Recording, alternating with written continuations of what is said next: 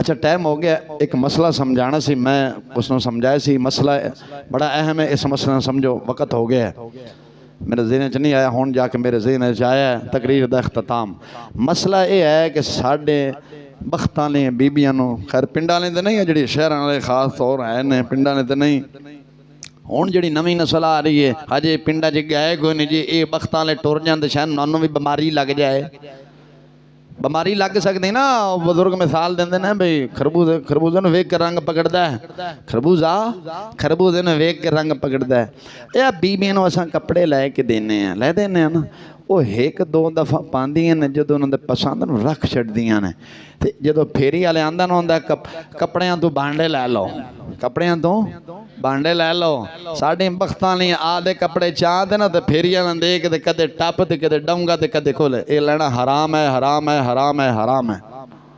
की बोलते नहीं जे, बोलो जी बोलो, की मसला दसिया शरीयत दा?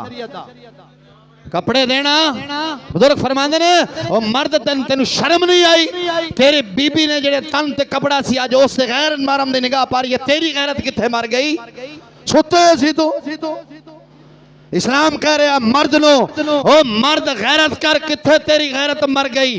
जेड़ा तेरे तन दे, जेड़ा तेरी घर वाली दे बदन ते कपड़ा ऐसी आज ओस ते निगाह गैर महरम दी पर गई है, तेरी गैरत किथे मर गई?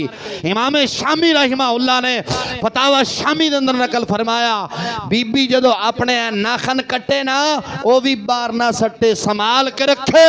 इस्लाम आखदा है बीबी दे नाखना ते भी गैर महरम दी निगाह ना पवे।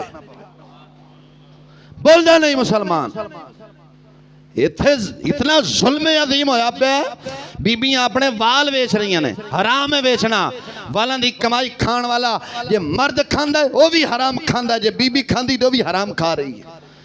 बां खड़ी है, कोई मां दा लाल मैनू साबित करके देवे, कोई कायनात दा मुफ्ती मैनू फतवा देवे भी ये जायज है। हर मुफ्ती हर आलम यही फतवा देगा हराम है, हराम है, हराम है। जेड़ा हुकूमत दा पिट्ठू होएगा और लालची होएगा, वो इहो जिहा फतवा शरीयत अंदर गड़बड़ करके देगा। जिन्नू फिक्र आखिरत खौफे खुदा याद है, वो कदे ऐसा गलत फतवा नहीं देगा। ओदा की तरीका है? साडे बुजुर्ग फरमांदे ने बीबी कपड़ा पावे, जदों बुसीदा हो जावे ओनू अग ला के ओदी राख करे, राख नू जाके पानी च बुर्द कर देवे। किधर करे? इतना जुल्म अजीम हो गया यार। साढ़े घर वाले अपने तन तो कपड़ा ला के दे ओदे नाल वेच के दे बर्तन लै रही हैं, बरकत कित्थों आनी? नौसदी आनी?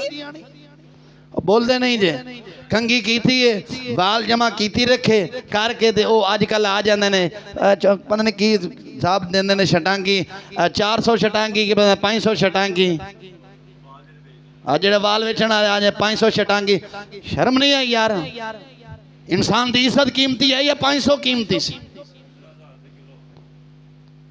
ओए हुज्जतुल इस्लाम इमाम गज़ाली रहमहुल्लाह ने इहयाल उलूम शरीफ अंदर नकल फरमाया, बीबी दा एक वाल नंगा करना गैर महरम दे सामने इंज है जिवें पट। ते साडे हुण दे बुजुर्ग फरमांदे ने उस मर्द नूं शर्म नहीं आई। इस्लाम ने एक वाल दी गल कीती, ये सारे वाल अपने बीबी दी चुक के गैर महरम विच ही खलोता, पता नहीं केड़े केड़े मरहले ते गुजरदे हो सन। मुसलमान जेड़ा एतराज करना ही हुणे मेरे ते करी, या जुमे ते बह के करी, चौक बाजार मार्केट बह के गल्लां ना करी, ए जी इंज हो गया तो इंज हो गया, ए मैदान हाजिर है इत्थे मैं बैठा, मैं किधर जुमा पढ़ा के चला नहीं जाता, 8 दिन बाद मैं नहीं आंदा, मैं इत्थे ही मौजूद होना। अल्लाह दी मेहरबानी मेरे नाल बमी, रब्बे जुल जलाल दी कसम, सदका ताजदार गोला पीर मेरी शाह साहब दा ते सदका मौला मुर्तदा मुश्किल कुशा दे बच्चियां दा, जो दुध ते दुध पानी दा पानी वंड करके रहा सद चिश्तियां दा बाल ही ना आखी। हराम है, हराम है, कपड़े बेचना हराम है, हराम है, हराम है। जो बुसीदा हो जान उन्होंने अग लाया जाए, की लाई जाए? मैं की आख्या वाला? सारे चुप करके बैठे हो। जेड़े पहला बेच रहे हैं ला इल्मी च माफी है, ला इल्मी च इस्लाम पकड़ नहीं करता, इल्म होने तो बाद इस्लाम पकड़ करता है। बुसीदा जो हो जान कपड़े घर वाली दे, ओ बोलो बेचदा रहना, बोलो तो सही ना। इस शरीयत का मैं तो मसला तुहानू समझा दवा, सन तो पकड़ना होवे। कपड़े जो बोसीदा हो जान उदों कपड़े वेच के भांडे नहीं लेने। इस्लाम आंदा है मर्द तेरी गैरत मर गई है, कपड़े वेच के भांडे लेने सन। भांडा कीमती नहीं, तेरी गैरत इस रब रसूल दी बारगाह च कीमती, इज्जत कीमती। बुजुर्ग फरमांदे ने जेड़े नाखन की ने यार बंदा आम सुट देंदा है।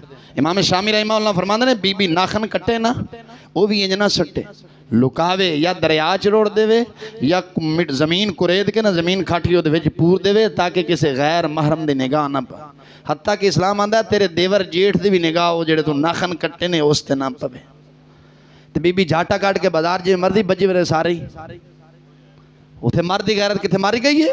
फिर आंदी जी सी साहब तुसी बड़े सख्त हो। मैं कहा मैं सख्त नहीं, मैं तेनों इस्लाम के उसूल समझा रहा।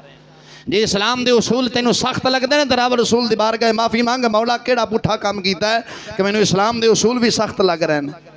मैं सिर्फ एक स्पीकर हाँ इस्लाम का, जो इस्लाम ने दसिया वो पढ़ के सुना रहे हैं।